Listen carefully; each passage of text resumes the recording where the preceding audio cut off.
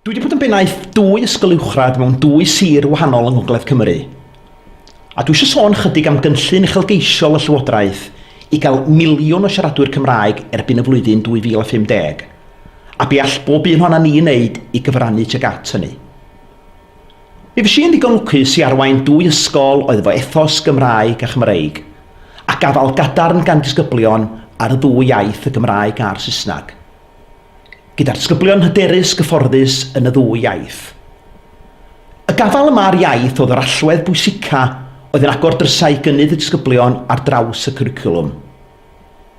Dyma un o'r pethau yn oblygu hun dro ar ôl tro wrth i ymwelwyr ymweld ar ysgol.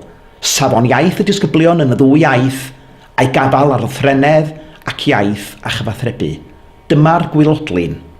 Dyma'r sylfaen sy'n gosod sylfaen sicr ar gyfer y pynciau eraill. 2050 dyna'r flwyddyn. Fel y gwyddoch chi, nod y Llywodraeth ydy cael miliwn o siaradwyr Cymraeg erbyn 2050. Mi fydd bob ysgol drwy Gymru'n gorfod ymatab i'r her yma a chynllunio i gyrraedd y nod. Mi fydd hon yn dipyn o sialans. Fel consortiwm Gogledd, mae gan GWE gynllun gweithredu i helpu ysgolion i gyfrannu tuag at y nod yma. Mae yna olbodion y cynllun a mi fod o wedi bod drwy ddwlestyn ar Llywodraeth a hefyd yn wylo gweithgor o athrawon ac ymgynghorwyr yma yn y Gogledd. Mi o'n gynllun cynhyrfus, mi o'n ymarferol ac eto'n uchelgeisiol ac yn sicr yn bell gyrhaeddol. A mae rhai o'r cynlluniau peilot da ni'n rhoi dan nhw yn rhai arbrofol ac arloesol ac yn edrych ar ffyrdd creadigol o ddefnyddio amser prin y gweithlu. Mae yna un llunyn arian yn rhedeg drwy'r cynllun, sef er egwyddor fod hwn yn gynllun sy'n berthnasol i bob aelod o staff mewn ysgol. Mae'n rhaid i bawb gydweithio os ydy'r cynllun yma'n weithio. Yn beneithiad, athrawon, cymorthyddion staff ategol a disgyblion.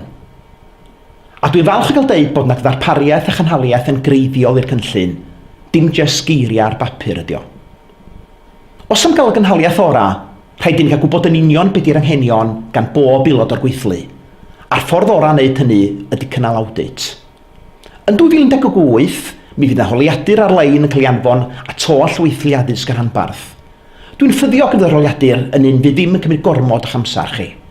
O Ionawr 2019 ymlaen, fydd wybodaeth yma'n cael ei gasglu'n flynyddol drwy plasg. A sut ydych chi fel ysgol yn mynd i elwa o'r audit?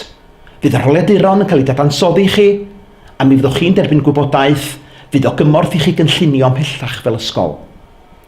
Da chi'n ymwybodol, dwi'n siŵr, o'r pasport dysgu, sefona proffesiynol newydd ar gyfer dysgu fydd yn cael ei ddefnyddio gan bob athro ac arweinydd ysgol o Fedi 2018. Mi fydd y wybodaeth ag ewch chi o'r audit yn bwydo i'r pasport hwnnw. Mae cynllun gweithredu'r Gymraeg mewn addysg a gyhoeddwyd gan Weinidog y Gymraeg yn ddiweddar yn nodi targedau uchelgeisiol iawn ar gyfer cynyddu'r nifer o athrawon sy'n dysgu Cymraeg fel pwnc ac yn dysgu pynciau eraill drwy gyfrwng y Gymraeg. Mae'r cynllun yma hefyd yn sôn am Greu Cymru sy'n ymateb yn effeithiol i'r garl cynyddol am addysg gyfrwng Cymraeg ac i gynyddu nifer y bobl sy'n dysgu'r iaith a'n gallu defnyddio gyda teuluoedd, yn eu cymunedau ac yn y gweithle. Mi fydd angen sicrhau felly fod pobl yn cael cyfle i ddysgu Cymraeg a chael addysg Gymraeg ym mhob rhan o'r wlad, a'i bod yn hyderus i ddefnyddio'r iaith ac yn dymuno i defnyddio ar bob adag. Mae angen newid diwylliant yn llwyr i gyrraedd y nod yma, a mae'n gyfrifoldeb i bob un ohonan ni sy'n siarad Cymraeg. Mae creu gwlad dwyieithog yn rhywbeth y mae rhaid ni gyd i wneud efo'n gilydd.